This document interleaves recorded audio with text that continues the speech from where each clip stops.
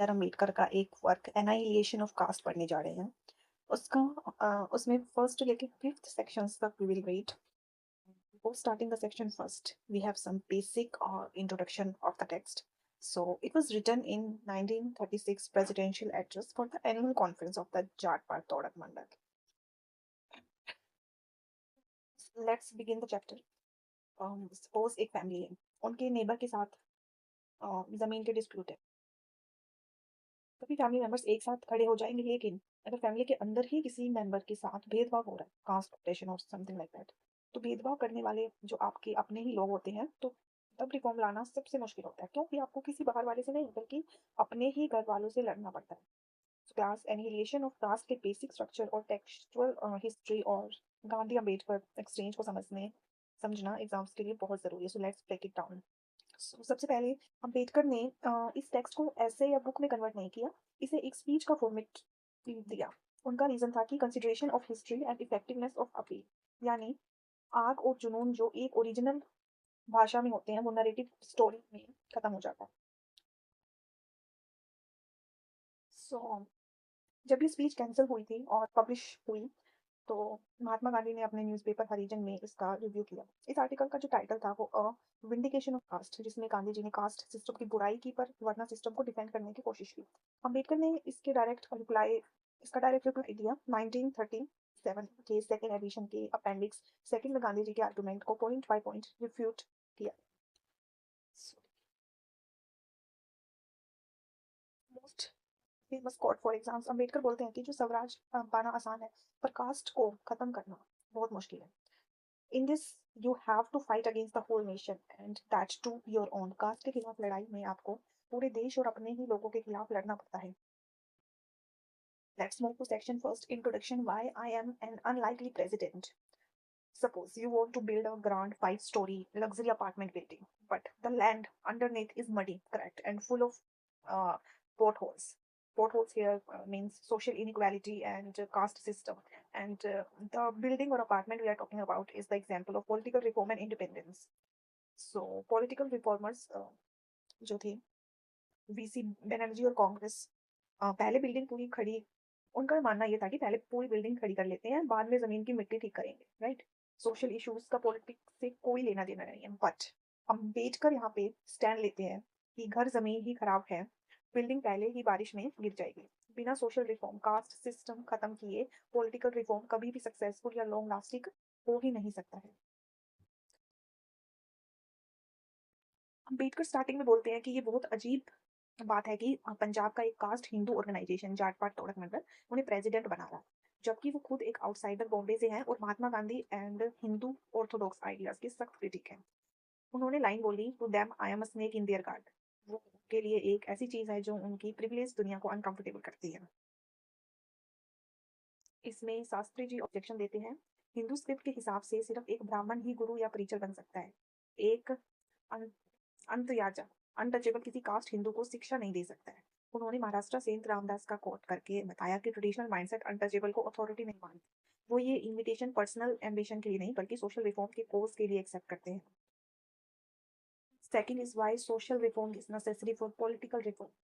इसका जो big big conflict है वो है political reformers versus social reform.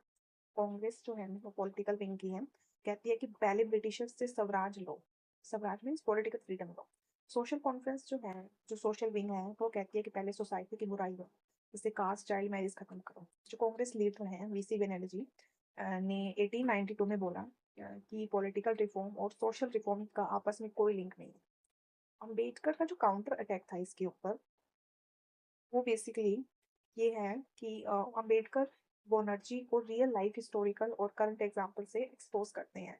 Peshwa rule जो पूना में था, अनटचेबल को गले में मिट्टी का मटका लटकाना पड़ता था, क्योंकि मतलब अगर समवन अगर कोई स्पिट करे तो उसको कैच करने के लिए, और पीछे झाड़ू बांधना पड़ता था ताकि जो अपने पैरों के निशान मिटाने के लिए।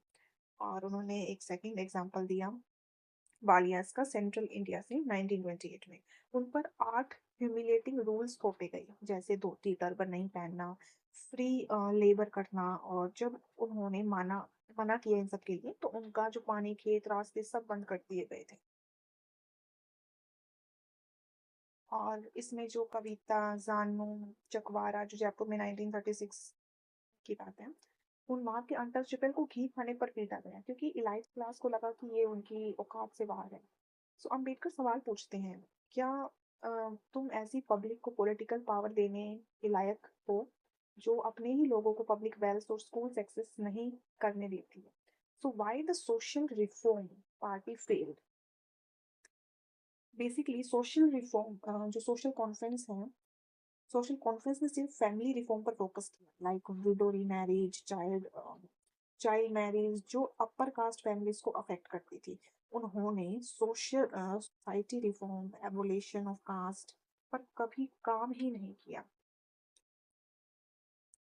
और वर्ल्ड हिस्ट्री देखें तो पहले सोशल रिलीजियस रेवोल्यूशंस आते हैं, फिर बाद में पॉलिटिकल रेवोल्यूशंस आते हैं, जैसे कि लूथर्स रिफॉर्मेशन है, उसमें यूरोपियन फ्रीडम के लिए था। और पुरिटनिज्म है, वो अमेरिकन इंडिपेंडेंस के लिए था। जो प्रॉफिट मोहम्मद है वो अरब पॉलिटिकल पावर के लिए था। और भक्ति सेंस है वो शिवाजी स्वराज के लिए, गुरु गुरु नानक सिंह पॉलिटिकल पावर्स के लिए। So the section third is about socialism versus caste. So इसमें एक एग्जांपल लेते हैं। मान लो एक कंपनी के सभी वर्कर्स का मालिक एक्सप्लॉयटेशन कर रहा है। सो मार्क्सिस्ट बोलते हैं सभी वर्कर्स मिलकर स्ट्राइक करो, सभी वर्कर्स मिलकर बेसिकली स्ट्राइक करो, मालिक को हटाओ। तो रियलिटी में upper caste workers lower caste workers के साथ बैठकर खाना तक नहीं खाते हैं और उन्हें छूट समझते हैं जब तक उनके अंदर जो कास्ट के भेदभाव है वो कभी एक साथ खड़ा नहीं हो सकता, जब तक वो खड़े नहीं हो सकते। सो इसका जो रिवोल्यूशन है वो फेल हो जाएगा। ठीक है, इसमें जो सेक्शन थर्ड है, why social reform is necessary for economic reform. जो क्रिटिक ऑफ इंडियन सोशलिस्ट है, जो मार्क्सिस्ट थ्योरी है, इसमें इंडियन सोशलिस्ट बोलते हैं पहले इकोनॉमिक रिफॉर्म करो, जैसे पैसा और जमीन सब में बराबर बांटो, देन आप कास्ट सिस्टम अपने आप खत्म हो जाएगा। बट अम्बेडकर जो इसमें काउंटर आर्ग्यूमेंट करते हैं, कहते हैं कि पैसा जो इकोनॉमिक पावर का सोर्स नहीं होता है, रिलीजन और सोशल स्टेटस भी इंडिपेंडेंट सोर्स ऑफ पावर है। एग्जाम्पल, एक गरीब साधु या फकीर के आगे करोड़पति भी सर झुकाता है। ठीक है, सो रिलीजन और स्टेटस का पावर अलग होता है। प्लेबियंस का एग्जांपल देते हैं, अंबेडकर जोन का एग्जांपल देते हैं। जैसे प्लेबियंस जो कॉमन पीपल होते हैं ना, कॉमन पीपल ने इलेक्शन जीत कर अपना जो कौंसल चुना, लेकिन जो पेट्रिशियंस है ना, जो प्रीस्ट अपर क्लास के पास मतलब रिलीजियस पावर था, तो उन्होंने बोल दिया कि देवी इस कैंडिडेट से खुश नहीं है, और प्लेबियंस लाइक कॉमन पीपल ने उस बात को मान लिया। कंक्लूजन ये है कि जब तक लोगों के दिमाग में रिलीजियस अथॉरिटी बैठी है ना, तब तक पॉलिटिकल हो या इकोनॉमिक जीत भी बेकार हो जाए। कास्ट को एज अ मॉन्स्टर माना गया है। बेसिकली जो वर्कर यूनिटी होती है, प्रोलेटेरिएट के बिना इकोनॉमिक रेवोल्यूशन इम्पॉसिबल है। इंडिया में जो वर्कर्स एक दूसरे के खिलाफ डिवाइडेड है कास्ट की वजह से। अम्बेडकर की बहुत फेमस लाइन है, caste is the monster that crosses your path. जब तक इस मॉन्स्टर को नहीं मार तो पॉलिटिकल रिफॉर्म, ना पॉलिटिकल रिफॉर्म होगा ना ही economic reform. So section 4 is about caste is not merely a division of labor. It is a division of laborers. Rebuttal to caste apologist. Caste apologist. Caste defenders बोलते हैं caste system कुछ नहीं है, बस division of labour है, ठीक है, काम का बंटवारा है, जो हर सिविलाइज्ड सोसाइटी में होता है।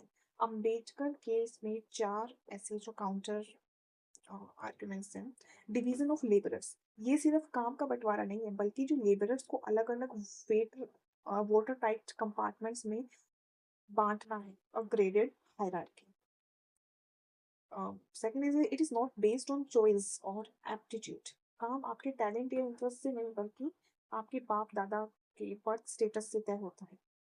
इकोनॉमिक इंसफिशिएंसी, जो इंडस्ट्री है वो हमेशा बदलती है। अगर कोई काम बंद हो जाए पर कास्ट की वजह से बंदा नया काम नहीं सीख सकता है, तो वो भूखा मर।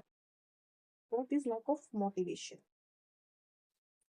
जब इंसान को उसकी मर्जी का काम नहीं मिलता है ना, तो वो उसमें अपना बेस्ट नहीं देता है, जिससे सोसाइटी की जो ओवरऑल एफिशिएंसी है ना वो गिरती है।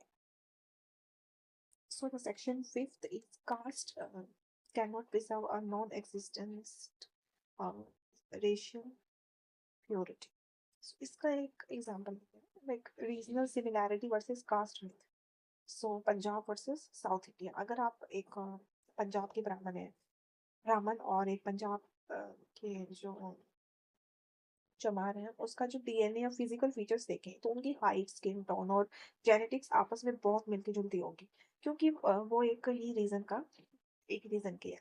लेकिन एक पंजाब के ब्राह्मण और एक मद्रास के ब्राह्मण का जो फिजिकल फीचर अलग अलग होंगे. इसका मतलब कास्ट का रेस या ब्लड से कोई लेना देना ही नहीं है.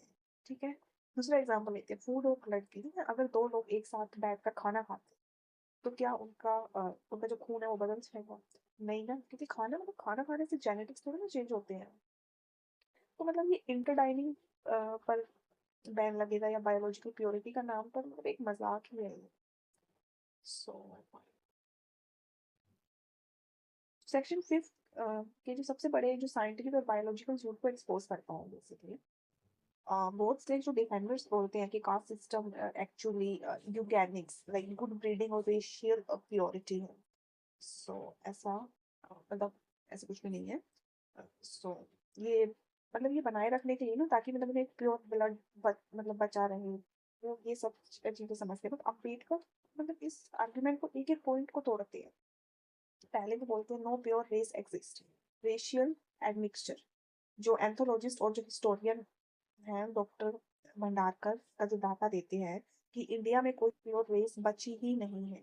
ब्राह्मण से लेकर सभी कास्ट में फॉरेन ब्लड में मिक्स हो चुका है. कास्ट बनने से बहुत पहले ही रेशियल मिक्सिंग हो चुकी थी.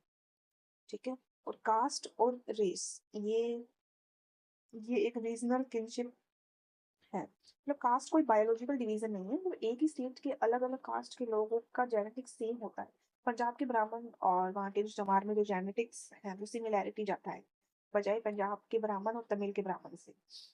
नेक्स्ट इज सब कास्ट का जो अब्सर्डिटी टेस्ट होता है ना. अम्बेडकर बोलते हैं कि अगर मान भी ले कि चलो कास्ट यूजेनिक्स के लिए थी, तो सब कास्ट जैसे एक ही कास्ट के अंदर अलग अलग सब ग्रुप्स में शादी ना होना क्यों क्यों बने? क्या सब कास्ट भी अलग रेस है? ये मतलब क्लेम बिल्कुल बेकार है. Interdining ban has no biological logic. मतलब कास्ट सिस्टम में एक दूसरे के जो साथ खाना खाने पर बैन था. अम्बेडकर प्रोफेसर बैटसन जो जेनेटिक्स एक्सपर्ट